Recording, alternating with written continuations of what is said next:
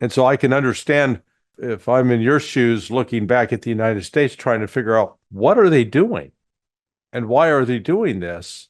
You're approaching it as a rational, intelligent person thinking that there's sort of cause and effect. I don't think we've thought it out at all. I don't see any plan. I think it's just maybe a symptom of the breakdown of our society. Yeah, I think that's frustrated me the most. What you're saying is any people with normal rationalities and the basic background knowledges of this field should say, and of course from China's side, if guys like you can got some positions inside the White House, that will be proper, very good news to the future development of our bilateral relationships. But it's also confused China a lot. Why those people, either in the Congress or the White House, they just refuse to take such kind of rational attitude to have better understandings of our bilateral relationships. And there's one thing you mentioned, that actually China has those leverages represented by the so-called rare earth resources exporting, something like that. But till now, China did not doing some real revenges toward the United States by using such kind of leverages.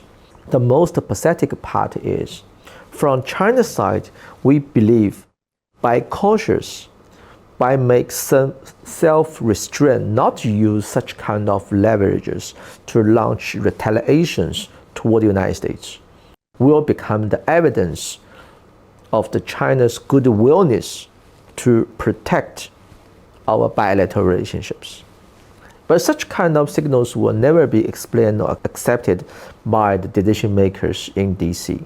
They will transfer China's self-restraint as kind of signals that encourage them to enhance or increase future more sanctions toward China, because they don't care and they don't got any negative feedback, they don't have any cost. That means they can just doing according to their own willingness. That's a little pathetic. Yeah. I think a lot of times Americans confuse patience for weakness. In other words, the same we've seen with Russia. In your judgment, how important was the start of Russia's special military operation in Ukraine and creating and strengthening the relationship with China?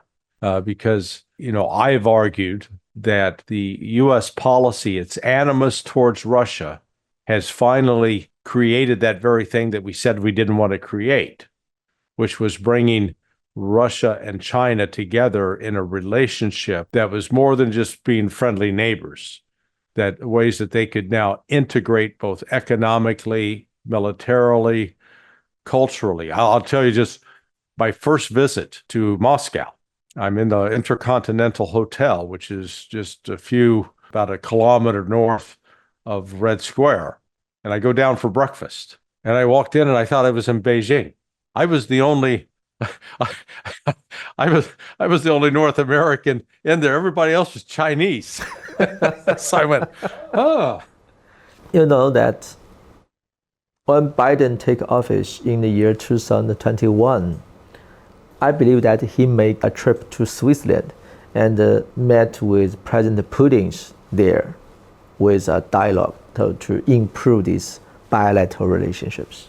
At that time, in Chinese social medias, there's a huge wave that thousands, tens of thousands, or even millions. The social media blogs say that will be a diplomatic disaster to China, because President Biden will duplicate Nixon's strategies in 1970s. But this time, China will be the Soviet Union and Russia will be China, which means that Biden will shake hands with Putin, and Putin already prepared to sell out China at any cost.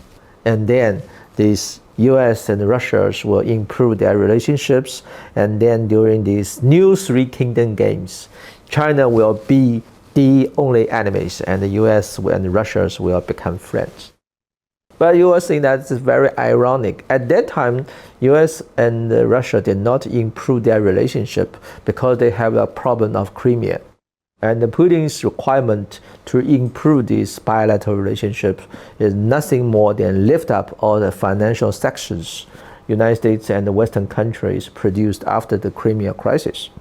But Biden did not do that. He just encouraged Ukraine to continue lots of provocation actions toward the Russian side, and finally leading to this so-called special military operation happened. And after that special military operation happened, you will find the United States continue to doing this very interesting policies. I don't know how to explain it.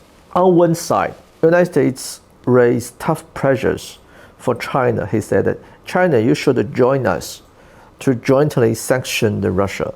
And on the other side, the United States said that while at the same time, United States will continue all the tariff, the technical export limitations, and the sanction toward China never changed. Mm-hmm. So for China to say that, what do you mean? If I join your sanctions, what benefit I can get? It's very rational dialogue between the international relations. Yeah. You ask me something and then you give me some benefit. We make a deal, a kind of trade. He said that, no, nothing.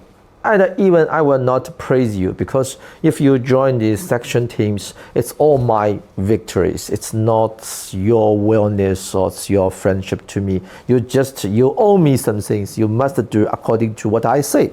It's Chinese people feel odd. It's very weird. I just come back from St. Petersburg and joined the St. Petersburg International Conference there when Putin delivered 2 hours lectures. You will find that Putin is ready to sit down with the United States to have a peaceful dialogue on these Ukraine issues at any moment. The only requirement is that you agree all the territories occupied or controlled belong to the Russians. And if the United States agree that requirements, then Russia is very willing to launch any kind of cooperations with the United States. But the United States just say no. So nowadays, China and Russia, yes, I agree with your point of views. It was the United States make a mission impossible to become realized. That is, United States coerced, pushed, and forced China and Russia to go closer and build a direct, very robust, concrete economic cooperations, or that's a kind of comprehensive cooperation. Such kind of comprehensive cooperation is produced rather, frankly speaking, is more produced by the United States rather than by China and Russia aside. So I don't know why.